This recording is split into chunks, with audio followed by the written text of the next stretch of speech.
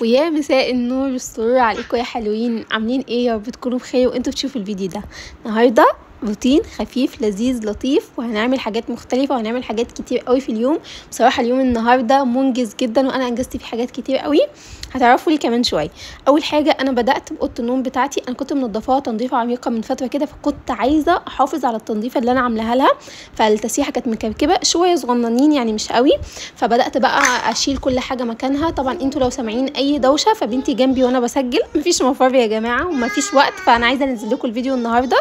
المهم شلت كل حاجه من على التسيحه وجبت مناديل، لانه التسيحه كانت نظيفه، كانت بس متربه الترابه الخفيفه انتوا عارفينها، فشلت كل حاجه بقى من مكانها وبدات امسح بالمناديل الترابه الخفيفه او الناعمه اللي انا شايفاها دي. شلت المنظمات كلها من مكانها ومسحت تحتها زي ما قلت لكم، من غير اي منظفات من غير اي حاجه. طبعا احنا عندنا التنظيف العميق بيبقى مختلف عن التنظيف اليومي اللي انا بعمله كل يوم. هو انا مش هجيب كل يوم ملمع اساس وهجيب بقى فوطه وهفضل امشي على البيت كله، طبعا ده مرهق جدا.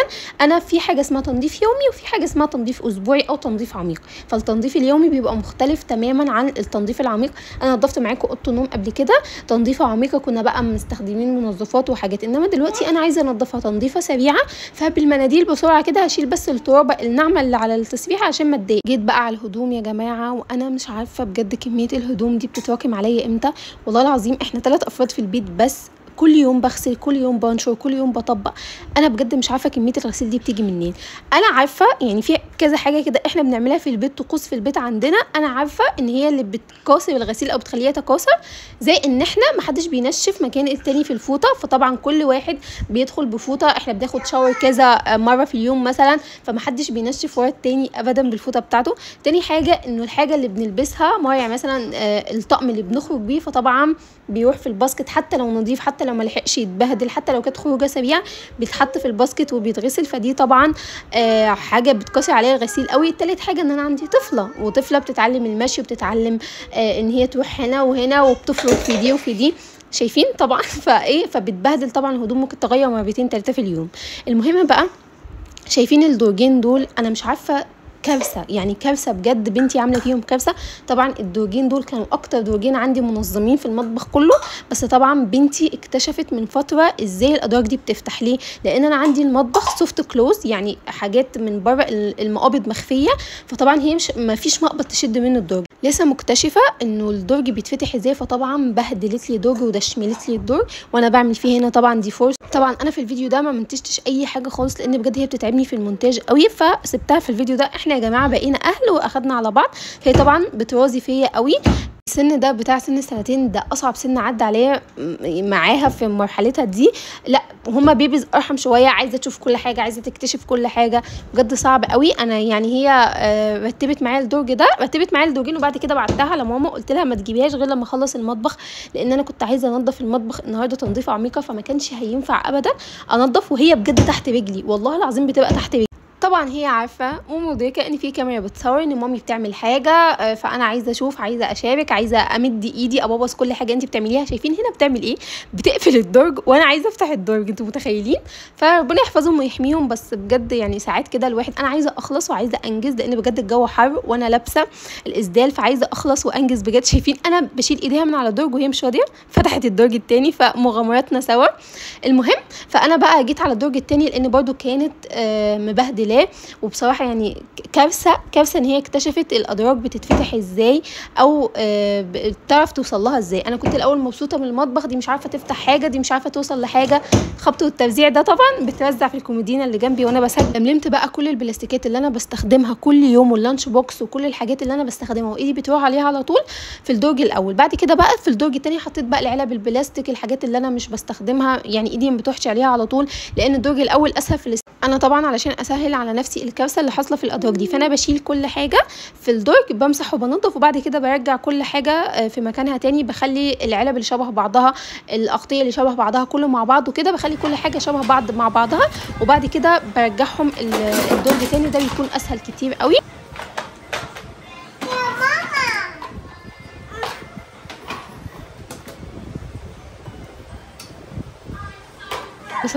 بصراحه انا قلت خليني طبيعيه واسيب اللقطه التحفه دي. هي قالت لي ماما عايزه تبوسني، فانا بصراحه ما رضيتش يعني امنتج اللقطه دي او اشيلها من الفيديو.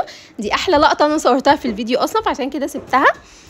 زي ما قلت لكم احنا اهل يا جماعه. جبت بقى البخاخ اللي انا كنت عاملاه معاكم، وكنت حاطه فيه خل وسائل مواعين وميه، وبدات برضو انضف الدرج. وطبعا الخل احنا عارفين ان هو بيعقم وكده، وبدات ارجع بقى كل حاجه مكانها، البلاستيكات كلها مكانها، كل حاجه شبه بعضها.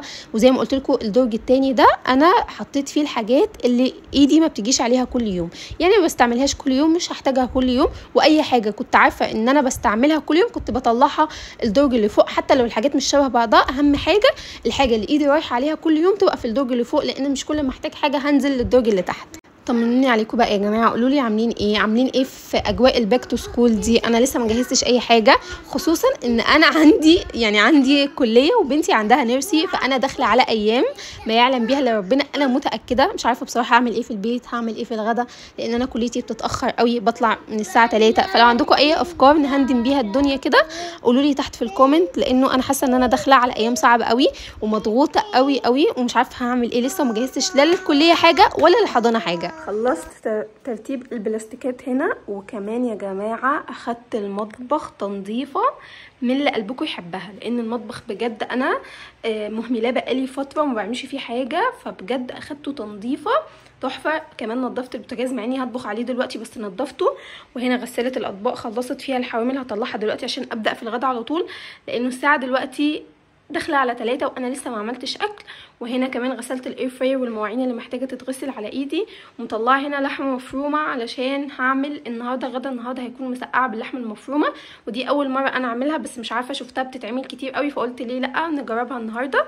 وكمان بعد ما اخلص الغدا هتغدى وعلى طول هجهز عشان اروح الجيم، لانه النهارده اول يوم فعليا هتدرب فيه بقى واروح فيه. بس الحوامل من غسالة الاطباق زي ما قلت لكم، وهبدا على طول في الغدا.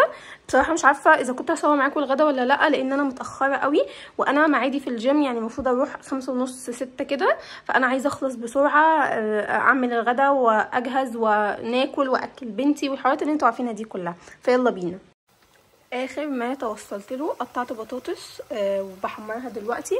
وكمان يا جماعه عصقت اللحمه، حطيت عليها بصل وملح وفلفل اسود و7 بهارات وكمون، وقطعت عليها فلفل اخضر، وخلاص كده اتعصجت. كمان قشرت البتنجان، قشرت حتت منه كده ما قشرتوش كله، ورشيت عليه ملح، وهسيبه دلوقتي لما ينزل كل الميه اللي فيه. الحركه دي بتخلي ان البتنجان ما يشربش زيت كتير، وفي نفس الوقت يطلع مقرمش وحلو، فهسيبه لما ينزل كل الميه اللي فيه وكل المراره كمان اللي فيه، وبعد كده هبدا اقليه برده. حمرت البطاطس وطلعت، ما رضيتش احرقها قوي عشان تبقى طريه كده. وبحمر هنا الفلفل، قطعت فلفل اخضر رومي وقطعت فلفل الوان احمر واصفر، وبقليهم دلوقتي. وبعد كده اخر حاجه خالص هقليها البتنجان، لانه بيسود الزيت قوي، فعلشان كده قليت البطاطس الاول وبعد كده الفلفل، واخر حاجه خالص هقليها هي البتنجان. قليت كل كميه البتنجان والبطاطس والفلفل اللي عندي، خلاص خلصت. هنا اللحمه المفرومه، باقي بس الصلصه هحط لها ملح وفلفل اسود وكمون وبابريكا مدخنه، وده الطاجن اللي انا هعمل فيه المسقعه عشان انا هدخلها الفرن. السم اللي انا كنت جايباه معاكم الفيديو اللي فات، شايفين بمسكه كده في ايدي وبنزل بقى البهارات، لان دي البهارات الاساسيه اللي انا بستخدمها في كل طبخه. احط بقى على الصلصه شويه فلفل اسود، كمون، اهم حاجه في الصلصه اصلا الكمون، شويه ملح، شويه 7 بهارات، احط كمان شويه كزبره، واخر حاجه هحطها هي البابريكا.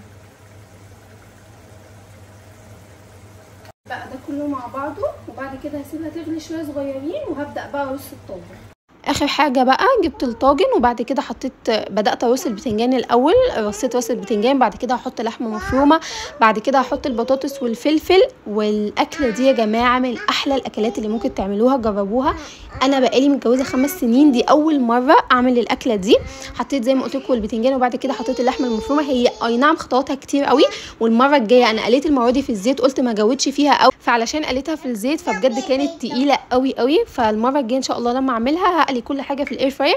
اي نعم هتاخد وقت شويه بس مش مهم، انا قليت في الزيت النهارده لان انا كنت متاخره وما عنديش وقت، بس المره الجايه لا هقلي في الاير فراير هتبقى اخف كتير. حطيتها بقى في الفرن علشان تاخد وش كده وتتشمع. وغرفت الرز، عملت رز بشعريه. انا طبعا عملت رز، انا اكلتها بعيش بس انا عملت رز علشان جوزي وبنتي، لانه بنتي طبعا لازم تاكل رز فعملت رز. وبس كده، دي اخر حاجه انا عملتها في المطبخ، وطلعت بقى من قوقعه المطبخ عشان اروح الجيم. خلصت حرارة الغداء ولبست العباية بتاعتي وهجهز سريعا علشان اروح الجيم. احنا حفظنا طبعا تنت ليبي جلوس بس، وكمان لو رايحين الجيم يعني بيبقى الاحسن ان انتوا ما تحطوش اي ميك اب على وشكم، بس انا طبعا هحط بس تنت عشان ما اقدرش اطلع من غيره حبيبي، وهحط ليبي جلوس سريعا وهحضر معاكم دلوقتي الشنطه بتاعت الجيم. خلصت يا جماعه، انتوا مش متخيلين العبايه دي بجد مريحه ازاي، وانا لبست لبس الجيم تحتها وخلاص. يعني بصوا، من الاسباب اللي كانت بتكسلني الايام اللي فاتت ان انا اروح الجيم، او لما كنت بروح الجيم زمان، ان انا كل يوم هلبس ايه، هلبس ايه، اخد معايا لبس خروج واخد معايا لبس الجيم البسه هناك واقلع واغير، فكان دي حاجه بتكسلني قوي انه انا اروح الجيم. دلوقتي انا لابسه لبس الجيم تحت، لابسه عليه العبايه، وهروح اقلع هناك العبايه وافضل بلبس الجيم. والعبايه دي هغسلها كل يومين كده، هشطفها شطفه سريعه وخلاص واروح بيها كل يوم. انا هاخد الشنطه دي معايا علشان كبيره وهتاخد كل حاجه. هاخد مشط، هاخد بادي سبلاش، واهم حاجه الايربود، وهاخد مناديل معايا، وهاخد بقى الميه في المج بتاع ستانلي ده، انا بحبه قوي وبحب اشرب الميه بالشاليمو. كده خلاص احنا مستعدين وجاهزين ان احنا ننطلق على الجيم. يلا بينا. الفاينل لوك، ايه رايكم بجد؟ يعني قولوا لي ايه رايكم في الشياكه والحلاوه دي. يلا بينا يلا بينا عشان احنا متاخرين وانا عماله بتمرقع.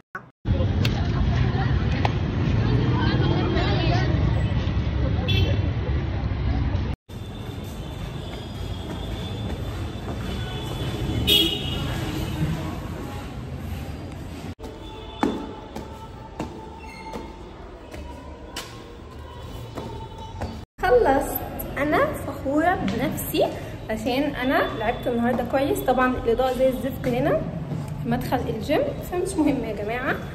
هروح بقى اخد الشاور المتين واعمل لي اي حاجه كلها علشان انا هموت من الجوع.